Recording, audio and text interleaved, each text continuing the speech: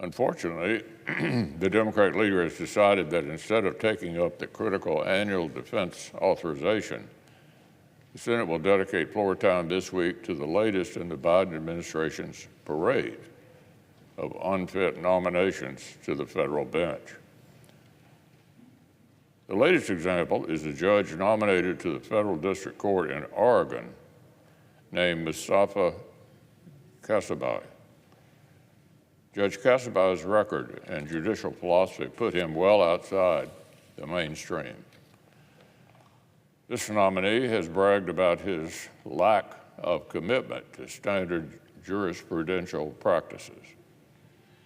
During his time as a magistrate judge, he said, quote, "We have to set aside conventional ideas of proof, when we are dealing with the interpersonal work of equity, diversity, and inclusion."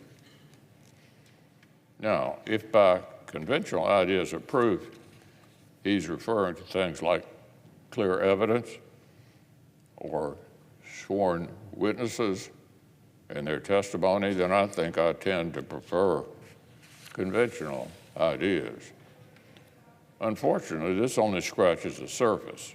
This judge also sounds like a committed Marxist. He's authored an article promoting the integration of Marxist theory into property law and claimed that the notion of scarcity of natural resources was a myth promoted by a privileged elite. He's heaped high praise on the disgraced racist prophet known for insisting that, quote, "The only remedy to past discrimination is present discrimination. The only remedy to present discrimination is future discrimination." As many of our colleagues know,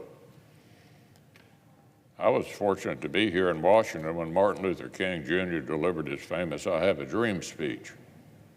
And I don't recall Dr. King calling for retribution.